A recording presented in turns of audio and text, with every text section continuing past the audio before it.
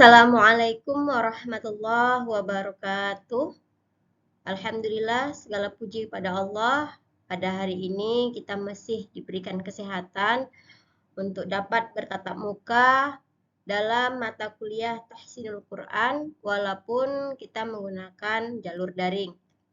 Salawat berangkaikan salam kita hadiahkan kepada Nabi Muhammad SAW. Allahumma sholli ala Sayyidina Muhammad wa ala ali Sayyidina Muhammad. Beliau yang Allah berikan mukjizat dalam bentuk Al-Quran sebagai petunjuk kepada kita semua. Dan kita sebagai umat muslim diberi perintah untuk membaca, mengamalkan dalam kehidupan sehari-hari kalam Allah tersebut. Sebagaimana yang sudah kita ketahui, Al-Quran turun dalam berbahasa Arab dan cara membacanya mempunyai aturan-aturan khusus yang disebut dengan hukum tajwid. Kita ulang kembali apa yang dimaksud dengan ilmu tajwid. Ilmu tajwid adalah aturan yang mengatur cara membaca Al-Quran dengan benar sesuai aturan. Agar apa? Agar tidak menghancurkan atau menjaga kemurnian bacaan Al-Quran baik dari lafaznya maupun maknanya. Sehingga bagi pendengar bacaan Quran tersebut dapat dipahami secara baik. Kita sudah beberapa kali pertemuan, sudah membahas tentang makhrijul huruf, sifatul huruf, maka pertemuan kali ini kita akan membahas tentang hukum nun mati ataupun tanwin. Saya pikir anak-anak saya semua sudah tidak asing dengan hukum nun mati ataupun tanwin. Apa yang dimaksud dengan hukum nun mati? Hukum nun mati adalah huruf nun yang tidak berbaris ataupun barisnya ada tapi sukun atau mati, ya, sehingga dia tidak dibaca.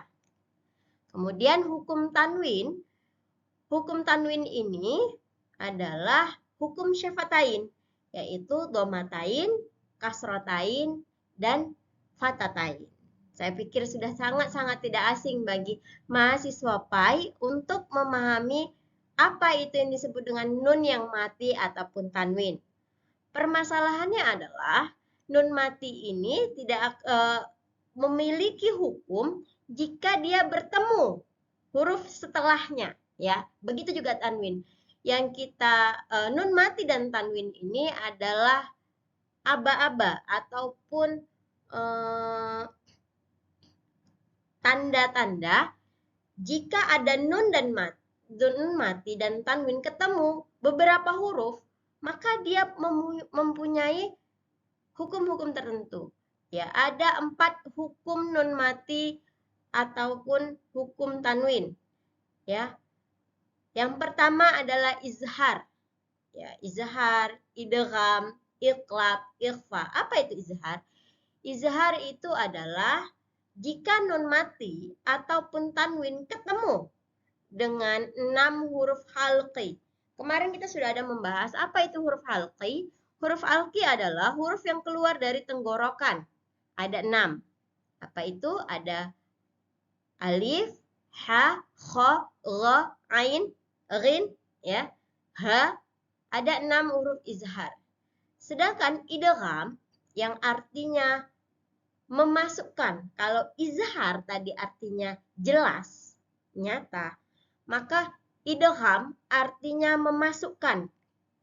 Apa yang dimasukkan? Bunyi nun yang mati tadi ataupun bunyi tanwin tadi hilang kemudian masuk ke huruf setelahnya. Ya. Hilang ataupun masuk ke huruf setelahnya. Kalau izhar tadi nun dan tanwinnya nyata, maka idgham nun mati dan tanwinnya hilang, berganti dengan langsung ke huruf selanjutnya. Ada berapa huruf idgham? Huruf idgham ada 6 juga, sama seperti izhar. Ya. 6 huruf idgham ini terbagi menjadi 2. Satu idgham bi gunnah, yang kedua adalah idgham gunnah, bila gunnah, ya. Bi gunnah dengan dengung, bila gunnah dengan dengung. Baik, hukum yang ketiga adalah iqlab. Iqlab artinya membalikkan. Apa yang dibalikkan? Yaitu bunyi nun mati ataupun tanwin ketemu huruf si iqlab ini tadi, maka bunyinya tidak lagi jelas, tidak lagi hilang, tapi terbalik menjadi yang awalnya nun mati dan tanwin berubah menjadi huruf mim. Ya. Huruf apa yang bertemu dengan hukum iklab itu?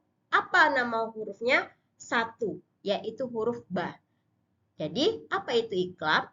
Iklab adalah membunyikan bunyi nun mati dan tanwin, membalikkannya menjadi huruf mim. Oke. Baik ya, ini masih pengantarnya. Selanjutnya yang keempat adalah hukum ikhfa. Ikhfa artinya samar-samar.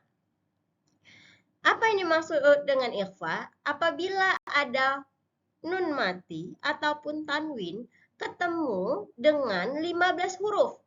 Apa yang dimaksud dengan 15 huruf? Nah, ya, izhar sudah 6, idgham sudah 6. Kemudian iklab sudah 1.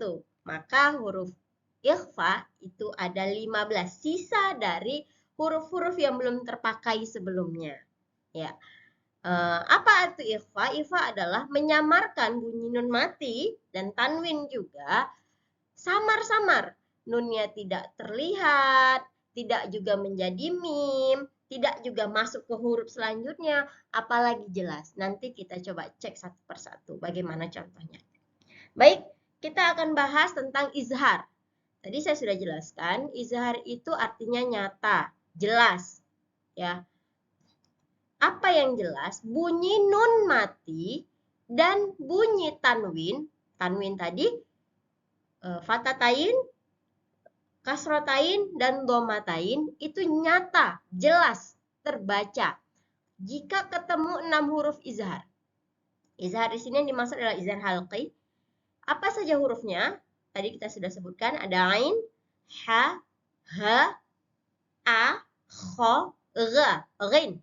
Ya. Contohnya apa? Nun mati, ini nun matinya ketemu dengan huruf ha. Ha itu adalah huruf izhar. Yan hauna. Yan hauna. Nun mati ketemu dengan ha. Ya. Yang kedua. In hadha.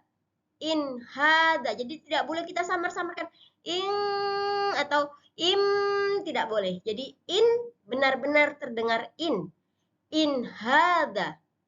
Kemudian ada contoh lagi huruf ain, yanaiqu. Alimun halim. Ya, ini tanwin ketemu dengan ha, nun mati ketemu dengan ain. Ya, ini contoh saja. Tidak boleh berdengung, tidak boleh samar, tidak boleh juga terbalik-balik hurufnya. Jadi kalau nun yang mati maka dibaca yan, in, mun. Ya. Jadi tanwinnya kelihatan mun, min, dan man. Seperti itu. Hanya jika ketemu 6 huruf ini saja. Maka disebut hukumnya izhar halqi. Baik. Saya pikir sudah paham apa itu izhar halqi. Kita lanjut ke idgham. Seperti yang saya sampaikan tadi. Idgham itu terbagi dua. Satu idgham bi gunnah. Kedua, idgham bila gunnah. Idgham artinya melebur atau masuk. Masuk kemana? Bunyi nun mati dan tanwin masuk ke dalam huruf setelahnya. Ada 6 huruf tadi. Ya, waw, mim, nun. Itu huruf idgham bi gunnah. Lam, ro. Itu idgham bila gunnah. Bila, dengan tidak. Gunnah artinya dengung. Kalau bi gunnah dengan dengung, bila gunnah tidak dengan dengung. Kita lihat contohnya.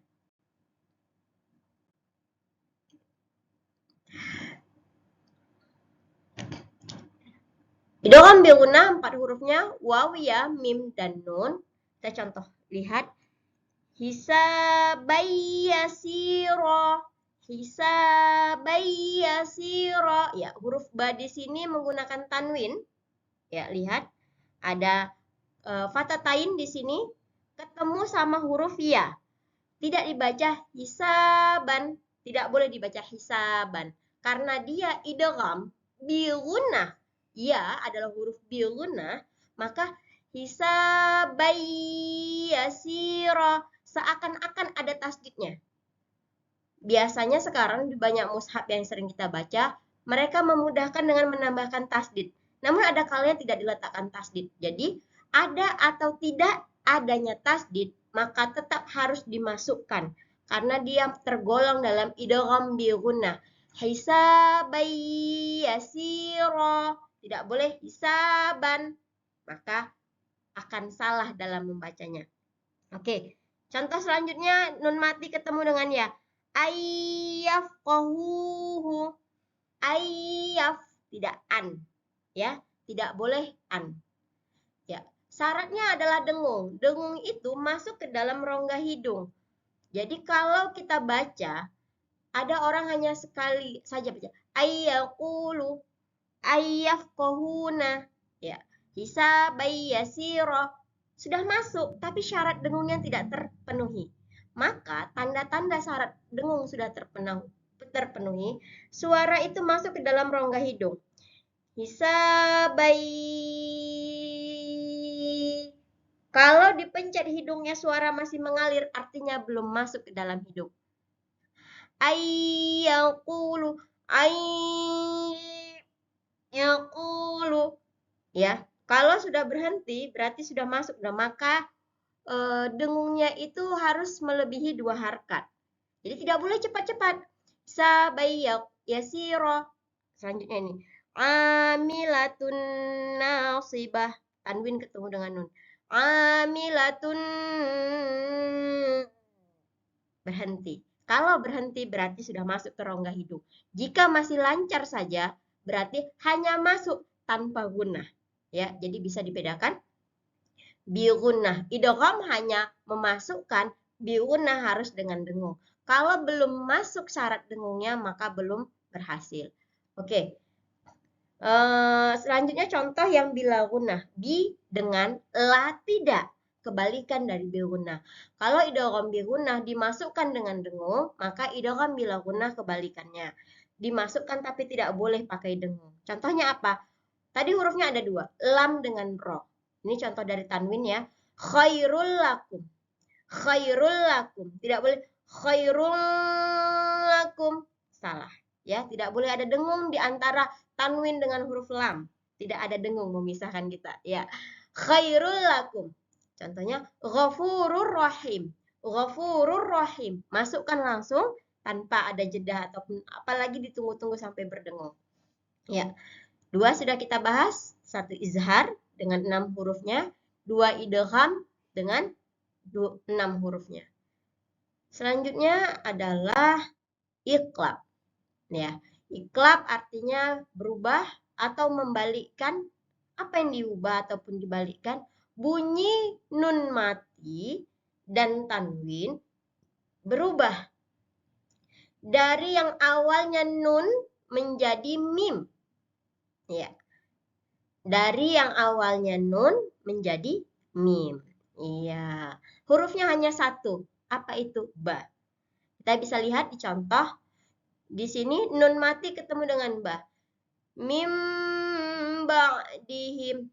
Baik. Dalam iqlab ada 3 unsur yang harus terpenuhi. Tadi kalau idgham ada 2 unsur, 1 masuk, kedua dengung. Sedangkan iqlab dia ada unsur berubahnya, ada unsur dengungnya, dan yang ketiga ada unsur samar-samarnya. Ya, jadi mim ba'dihim, mim ba'dihim. Jadi mim ba'dihim, tidak min ba'dihim. Ya, bukan min ba'dihim tapi mim ba'dihim. Kenapa dia jadi dengung? Karena huruf mim kemarin kita sudah pelajari, mim itu khaysyum, yaitu huruf yang keluar dari rongga hidung. Makanya harus ada dengungnya ya. Mim ba'dihim. Satu lagi, sami'an basira. Sami'an basira. Tidak boleh sami'an basira, maka bacaannya menjadi salah. Harusnya bunyi tanwin tadi diganti menjadi bunyi mim. Iya, iqlab berubah, mengganti ataupun membalikkan. Yang terakhir adalah ikhfa. Ya, ikhfa hakiki yang artinya samar-samar. Apa yang disamarkan? Bunyi nun mati dan tanwin disamarkan. Tidak nyata jelas nunnya, tidak nyata jelas tanwinnya. Ada 15 huruf ikhfa, sisa dari tadi 6 tambah 1 berarti 12, 12, 13. Sisa dari 29 itu ada dikurangi 13 huruf, tinggal 15. Ya. Sisanya tadi 15 huruf ini adalah huruf ikhfa. Apa itu? Ta, sa, jim, dal, zal, zai, sin, shim, sod, dot, to, zo, fa, kof, dan kaf. Iya. Ya, di sini samar-samarnya juga disertai dengan dengung. Contohnya, ma'in dafiq. Iya, ini tanwin ketemu dengan dal. Ya. Min syai'in. Jadi tidak boleh min, tidak boleh ming juga. Kalau kita sebut ming, maka tidak jatuh ke dengung. Ya.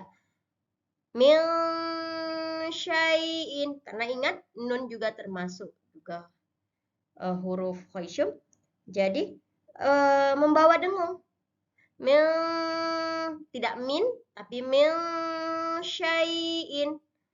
Wala in qulta.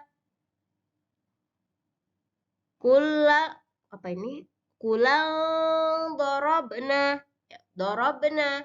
Lam tanwin ketemu dengan huruf dhad. Iya.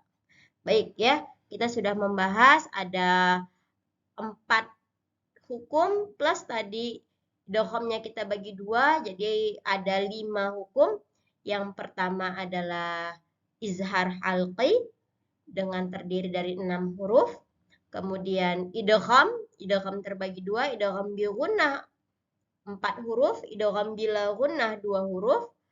Hukum yang ketiga adalah iqlab, ada 1 huruf, yang terakhir adalah ikhfa. Ikhfa hakiki hurufnya ada 15.